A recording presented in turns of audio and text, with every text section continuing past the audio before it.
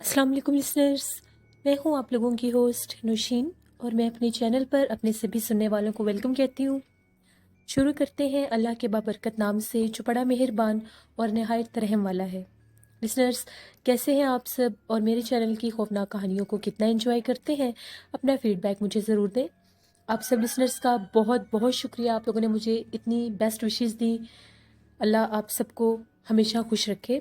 आज आप लोगों के लिए जो हॉरर स्टोरी मैं लेकर आई हूँ, ये हॉरर स्टोरी मेरे साथ शेयर कर रहे हैं मेरे रेगुलर लिसनर मोहम्मद नदीम कुरैशी, जिन्होंने पहले भी वादिया नीलम के एक गांव परसाचा से स्टोरी शेयर की थी। आज वो अपने ही गांव से, जो उनके गांव के से अगला गांव है, कहूरी गांव की एक कहानी शेयर कर रहे हैं हमारे साथ। ये कहानी 1984 टू 85 के दौर की है। वहाँ पर उस गांव में एक आदमी रहता था, खालिद। वहाँ पर बताते हैं कि साल में दो ही फसलें उगती हैं, मकई और गंदम। तो लोग उनको पिसवाने के लिए, जिसे चक्की कहते हैं, वहाँ पर एक दिन पहले ही रख आते हैं और अगले दिन तक वो पिस चुकी होती है उनकी गंदम या मकई, तो वो जाकर ले आते हैं। वहाँ की इलाकाई ज़ुबान में चक्की को जानदर कहते हैं। ये भी आप पिक्स भी देख रहे होंगे। वो जगह हर वक्त दरख्तों से घिरी रहती है और आबादी से काफ़ी ज़्यादा दूर है। तो इसलिए खालिद ने सोचा कि मैं जाकर जानदर पर जाकर मकई रख आता हूँ। और वहाँ पर रूल ये था कि लोग एक दिन पहले मकई रख आते थे और अगले दिन जाकर ले आते थे। खालिद ने भी ऐसे ही किया। जानदर पर जाके, यानी चक्की पर जाकर, वो मकई रख आए और उसको ये कहा कि मैं कल आकर ले जाऊँगा। क्योंकि वो आबादी से हट के था, पहाड़ी इलाका था, गांव का उनका एरिया काफ़ी ज़्यादा था, 20 मिनट का फासला था पैदल। खालिद ने ये सब कहा कि मैं फजर से पहले ही जाकर मकई की, जो हम लोगों की जो पिसी पड़ी होगी चक्की से, मैं वो ले आता हूँ। खालिद ने सुबह 3 बजे अपने घर से निकलकर चक्की का रास्ता इख्तियार किया। जो ही वो चक्की वाले एरिया में, यानी उस इलाके में पहुंचे, वहां पर चारों तरफ दरख्त थे, पहाड़ थे, सुनसान जगह थी। एकदम से खालिद की नज़र पड़ी तो खालिद ने देखा कि सामने दरख्त के पास कोई बैठा है। खालिद को बड़ी हैरानगी हुई कि ये कौन सा टाइम है कि इस टाइम दरख्त के पास कौन बैठा है। जो ही वो उसको देखकर उसके करीब जाता गया, उसने एकदम, वो जो कोई भी था ब्लैक कलर के ड्रेस में था, उसने उसके ऊपर हमला कर दिया। वो हमला इतना पुरजोर था कि खालिद को संभलने का भी मौका नहीं मिला। जब उसके हवास नॉर्मल हुए, उसने अपने इर्द गिर्द देखा तो उसको वहां पर कोई भी नजर नहीं आया। किसने उस पर हमला किया, किसने उसको गिराया, उसे कोई नजर नहीं आया। वो बड़ा हैरान हुआ। उसको बस यही लगा कि काले रंग का कपड़ा उसके ऊपर आकर गिरा है, लेकिन वो क्या था वो समझ नहीं पाया। खैर वो उठा। जो ही अभी उठ के अपने आप को उसने ठीक किया, कपड़े ठीक किए, तो उसको ऐसा लगा उसके पीछे से कोई तेजी से भाग कर गया है। जब उसने पीछे पलट कर देखा तो उसको कोई भी नजर नहीं आया। उसे बड़ी हैरानगी हुई कि ये मामला क्या है, एक दफ़ा अभी मेरे ऊपर हमला हुआ है और अभी मेरे पीछे से कोई भाग कर चला गया, ये क्या मसला है। अभी थोड़ा सा फिर वो चलने लगा तो उसको अपने पीछे से फिर किसी के भागने की आवाज़ आई। जब उसने पीछे पलट कर देखा तो उसी दरख्त के पास से एक लड़की जा रही थी। उसने सोचा कि इतनी रात को एक लड़की यहाँ पर क्या कर रही है, ये कौन है। उसने उसको आवाज़ दी कि रुको, मेरी बात सुनो। वो चलती हुई जा रही थी, उसने उसकी बात पर, उसकी आवाज़ पर तवज्जो ही नहीं दी। वो फिर भी तेज़ी से उसकी तरफ बढ़ा कि मैं पूछता हूँ ये कौन है और यहाँ पर क्या कर रही है। अभी मेरे ऊपर हमला हुआ है तो कहीं ये कोई और ना हो जिस पर हमला हो जाए। जो ही वो इसके करीब गया तो उसकी जो हाइट थी वो 3 फीट की थी, बहुत छोटी, यानी वो एक बच्ची नुमा थी। उसने कहा कि ये इतनी छोटी बच्ची कौन है। उसने पूछा कि तुम कौन हो, तुम छोटी सी बच्ची हो, इतनी रात को यहाँ पर क्या कर रही हो, तुम्हारे घर वाले कहाँ हैं, उन्हें पता है कि तुम इतनी दूर आई हुई हो और तुम कौन हो। अभी खालिद ने उसे यही कहा तो उसने जब उसकी तरफ पलट कर देखा,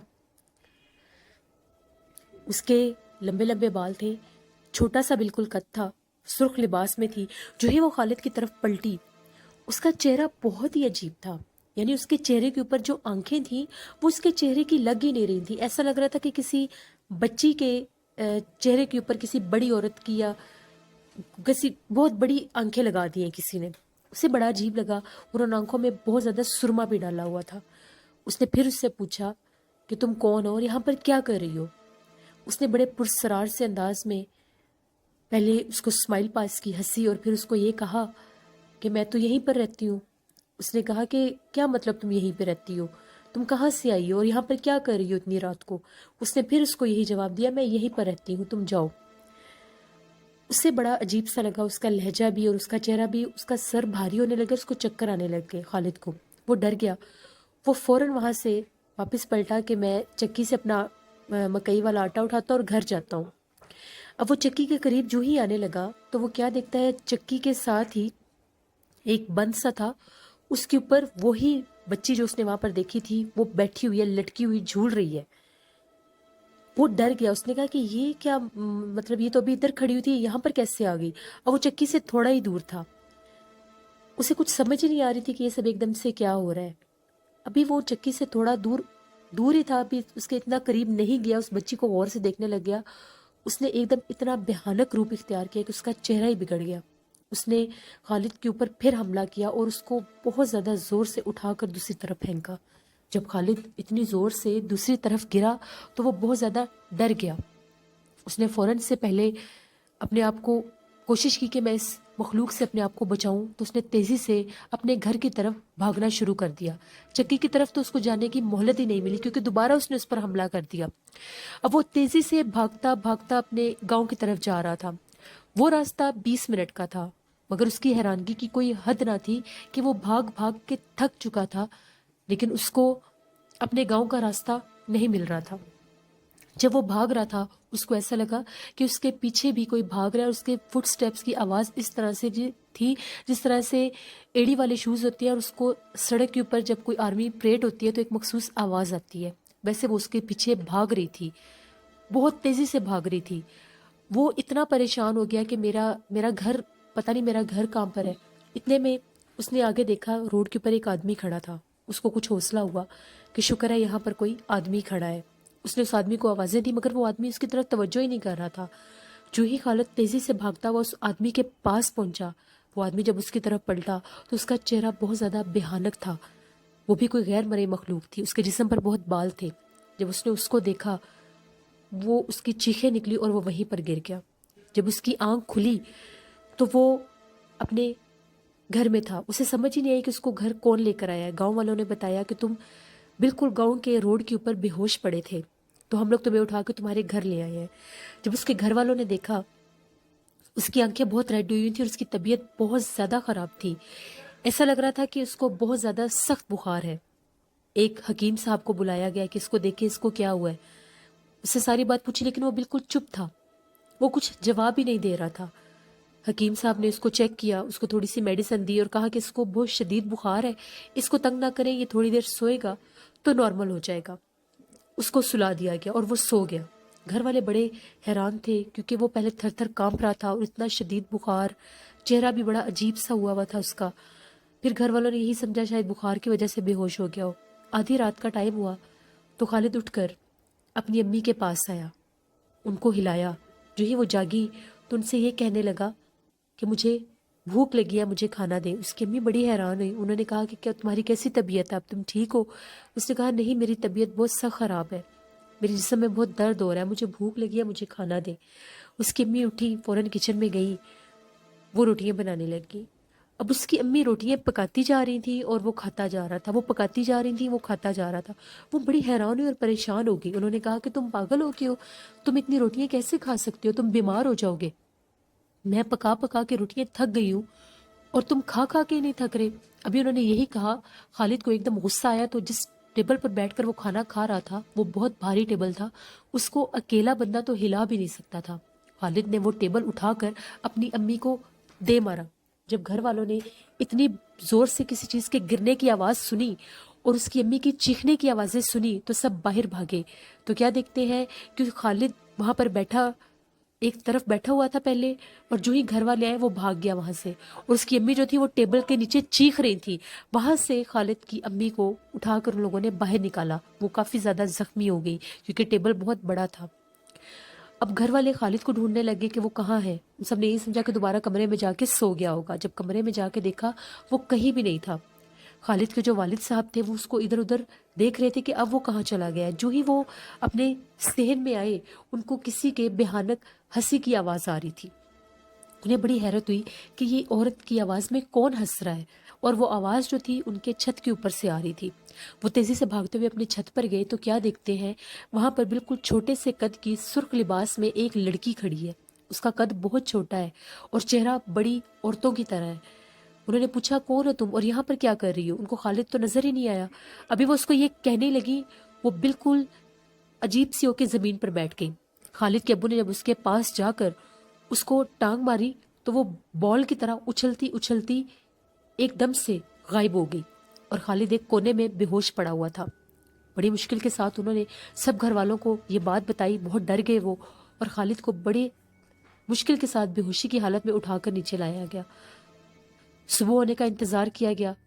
جو ہی فجر کی اذان ہو گئی، سب گھر والوں نے کہا کہ گاؤں کے مولوی صاحب کو بلا کر لاتے ہیں۔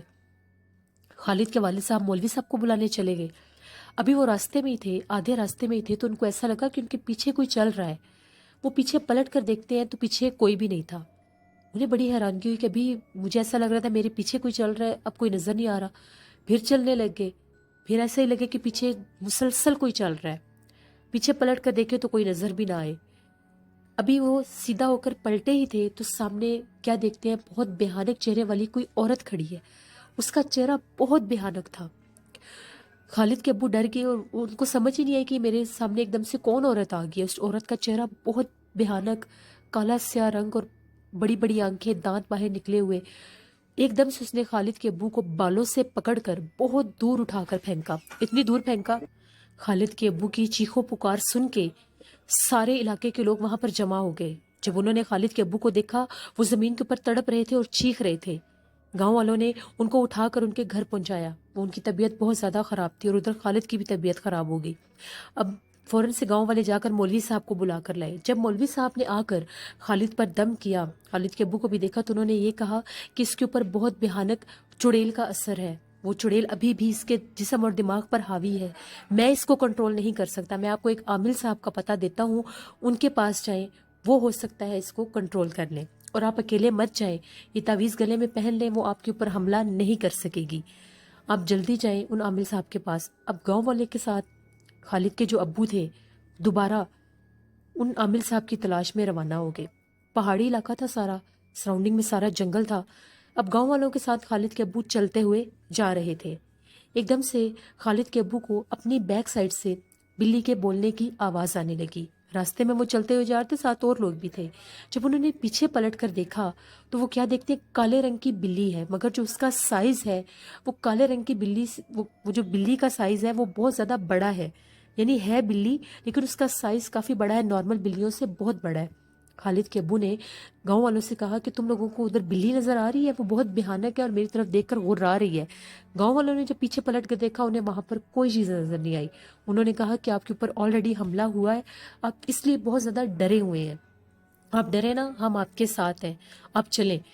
لیکن خالد کے ابو کو وہ مسلسل دیکھ رہی تھی اور ڈرا رہی تھی۔ انہوں نے پھر اللہ کا نام لیا اور یہ شکر کیا کہ میں اکیلا نہیں ہوں۔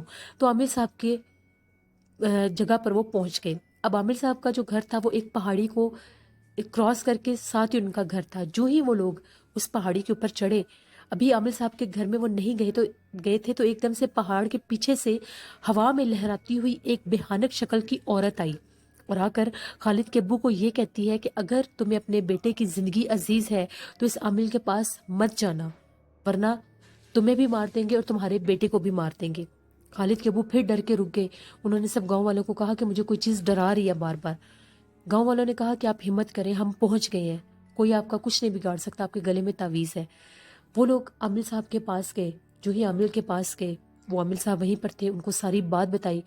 انہوں نے خالد کے ابو کے ماتھے کے اوپر ہاتھ رکھ کر کچھ پڑھائی کی اور ایک دم سے آنکھیں کھول کر کہا کہ بہت دیر ہو گئی ہے۔ خالد کے ابو بہت پریشان ہوئے کہ کیا مطلب ہے۔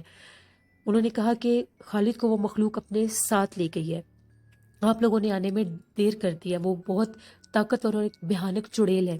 انہوں نے کہا کہ اب میں کیا کروں، میری مدد کریں۔ خالد کے ابو نے پوچھا کہ میرے بیٹے کو وہ کہاں لے کر گئی ہے؟ تو انہوں نے یہ کہا جہاں سے وہ اس کے ساتھ ٹکرائی تھی، یعنی جس جگہ پر وہ گیا تھا۔ خالد کے ابو نے بتایا کہ وہ تو چکی کے پاس آٹا لینے گیا تھا۔ انہوں نے کہا کہ وہ وہیں پر کہیں ہے۔ گاؤں والوں کے ساتھ وہ عامل صاحب ان کے ساتھ روانہ ہو گئے۔ جو ہی روانہ ہو کر وہ چکی والی سائڈ پر آئے تو کیا دیکھتے ہیں اسی درخت کے پاس جب وہ عامر صاحب پہنچے، انہوں نے اپنی پڑھائی کی، انہوں نے کہا کہ اس درخت سے ریلیٹڈ یہ ساری کہانی ہے، جس درخت کے پاس خالد نے اس بچی کو کھڑے دیکھا تھا۔ جو ہی عامر صاحب نے وہاں پر عمل کیا، وہ حاضر ہو گئی۔ وہ ایک بہت ہی بھیانک چہرے کی، بگڑے ہوئے چہرے کی، ایک خوفناک چہرے کی چڑیل ایک عورت تھی۔ ان عامر صاحب نے کہا کہ کون ہو تم اور ان کے بیٹے کو کیوں پریشان کر رہی ہو؟ جس پر اس کا یہ کہنا تھا کہ میں اس درخت کی مخلوق ہوں، میں یہاں پر رہتی ہوں۔ ان کے بیٹے نے، ہم لوگوں کا اس وقت یہاں پر چلنے پھرنے کا ٹائم تھا، رات کو ہم لوگ آزاد ہوتی ہیں، ان کا بیٹا جب یہاں پر آیا ہے تو اس نے میرے بچوں کو کچل دیا ہے، میرے بچوں کی ٹانگیں ٹوٹ گئی ہیں، میں ان کے بیٹے کو نہیں چھوڑوں گی چاہے کچھ بھی ہو جائے۔ عامر صاحب نے کہا کہ ایسی غلطی مت کرنا، اگر تم نے ان کے بچے کو نقصان پہنچایا تو میں تمہیں جلا کر راکھ کر دوں گا۔ جو ہی عامر صاحب نے عمل پڑھنا شروع کیا تو خالد کی چکی کے اندر سے چیخنے کی آوازیں سب نے سنی۔ جب سب بھاگ کر چکی کے اندر گئے تو کیا دیکھتے ہیں کہ جس جگہ پر آٹے کو پیسا جاتا ہے وہ ایک بہت بڑے بڑے پتھر ہوتے ہیں، دو پتھروں کے درمیان میں ایک مخصوص جگہ ہوتی ہے جہاں پر آٹے کو رکھ کر پیسا جاتا ہے۔ تو خالد اس چکی کے اندر اس کی ٹانگ ہے اور وہ درد سے چیخ اور چلا رہا ہے۔ وہ پتھر اتنا بھاری ہو گیا کہ وہ لوگ اس کو ہلا بھی نہیں سکتے تھے۔ عامر صاحب نے وہاں پر عمل کرنا شروع کر دیا۔ جو ہی عامر صاحب نے عمل کیا، انہوں نے اس کے اوپر جب کچھ پھونکا اور انہوں نے کہا کہ اب سب مل کر اس کو اٹھاؤ۔ جب ان لوگوں نے اس کو مل کر اٹھایا، تقریباً 80 kg کا وہ ایک ہوتا ہے، جب ان لوگوں نے اس کو مل کر ہٹایا سائڈ پر تو خالد کو نیچے سے جب باہر نکالا تو جو اس کی ٹانگ تھی وہ بالکل اس طرح سے چپک چکی تھی کہ جس طرح سے اس میں کوئی ہڈی یا کوئی میٹ ہے ہی نہیں، یعنی وہ بالکل اس طرح سے بالکل وہ چپک چکی تھی اس کی ٹانگ۔ اور انہوں نے دیکھا کہ حیرت کی بات یہ ہے کہ اس میں سے بلڈ نہیں نکل رہا۔ خالد جو تھا وہ درد سے چیخ رہا تھا۔ لوگوں نے فوراً اس کو باہر نکالا۔ عامر صاحب نے اس پر کچھ پڑھا۔ جو ہی عامر صاحب نے اس پر کچھ پڑھنا شروع کیا، وہ ایک دم سے بہت زور سے چیخا اور بے ہوش ہو گیا۔ عامر صاحب نے اچھی طرح سے اس درخت پر، اس چکی کے اوپر چاروں جگہ پر کیل لگائے اور انہوں نے یہ کہا کہ وہ مخلوق اب اس کو چھوڑ گئی ہے، اس نے اپنا بدلہ لے لیا، اس کو فوراً یہاں سے اٹھا کر گھر لے کر آئے۔ جب وہ لوگ اس کو اٹھا کر گھر لے کر آئے، وہیں پر علاقے کے ڈاکٹر سے فرسٹ ایڈ کروائی گئی، لیکن انہوں نے یہ کہا کہ اس کو یہاں پر نہیں رکھنا، اس کو اسلام آباد لے کر جائیں، وہاں پر اس کا علاج ہوگا۔ خالد کو اسلام آباد لے کر گئے، وہاں پر ایک بہت بڑے ہاسپٹل میں اس کی ٹریٹمنٹ ہوئی، مگر اس کے باوجود اس کی ٹانگ ناکارہ ہو چکی تھی، پیرالائز ہو چکی تھی اس کی ٹانگ میں سے ہڈی اور وینز سب کچھ ضائع ہو چکا تھا۔ بہت پیسہ بھی لگایا، بہت کوشش بھی کی، مگر وہ چلنے کے قابل نہیں ہو سکا، وہ اپاہج ہو گیا۔ خالد کو جب ہوش آیا تو وہ چیختا تھا، وہ مخلوق اس کو ڈراتی تھی، مختلف روپ میں اس کے سامنے آتی تھی، اس کو اپنی طرف بلاتی تھی۔ خالد کہتا ہے کہ مجھے سمجھ نہیں آئی، میں اپنے کمرے میں لیٹا ہوا تھا تو ایک دم سے بہت بھیانک چہرے والی کوئی عورت آئی اور مجھے اپنے ساتھ اٹھا کر لے گئی۔ میں نے بہت کوشش کی کہ وہ مجھے چھوڑے، مگر اس نے مجھے چھوڑا نہیں۔ جب وہ مجھے یہاں پر چکی کے پاس لے کر آئی تو میری ٹانگ اس نے ان پتھروں کے درمیان میں رکھی اور اس کو ایک سیکنڈ کے ساتھ، تھوڑی سی انگلی کے ساتھ اس نے اس پتھر کو ہٹا کر میری ٹانگ کے اوپر دے دیا۔ اس کا چہرہ اتنا بھیانک تھا کہ میں اپنی ٹانگ کی درد بھول گیا تھا۔ آج بھی خالد زندہ ہے، صحیح سلامت ہے، ٹھیک ہے، مگر اب وہ بتاتے ہیں کہ ان کی ایج کافی ہو گئی ہے، وہ اپاہج ہے۔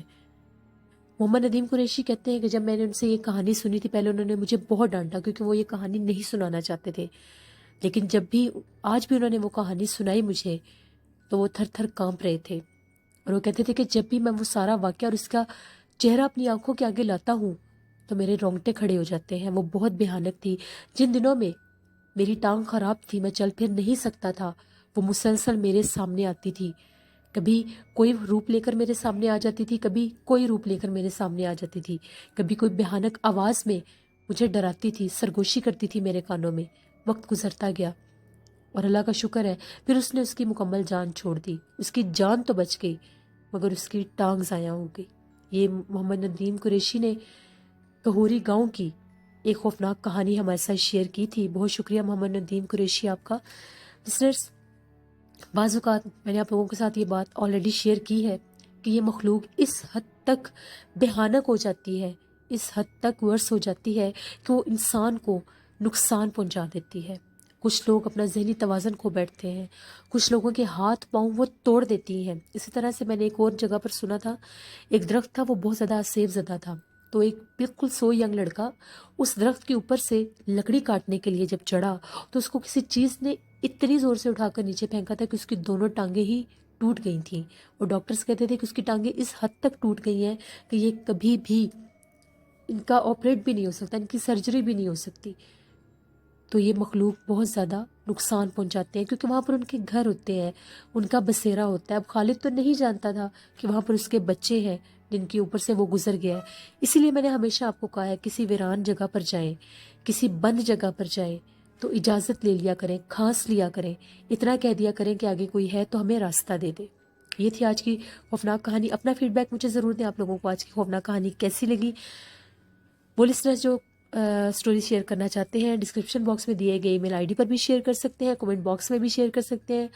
میرے ایک لسنر نے کمنٹ باکس میں اپنی مدر کی سٹوری شیئر کی ہے، انشاءاللہ وہ کل آپ لوگوں کے ساتھ شیئر کروں گی۔ جہاں رہے خوش رہے، اپنا بہت سا خیال رکھا کریں، اللہ سے دعا مانگا کریں اللہ ہمیں ہر ایسی آزمائش سے محفوظ رکھے۔ کل آپ لوگوں کے ساتھ پھر ملاقات ہوگی، اپنا بہت سا خیال رکھیے گا، نوشین کو دعا میں یاد رکھیے گا۔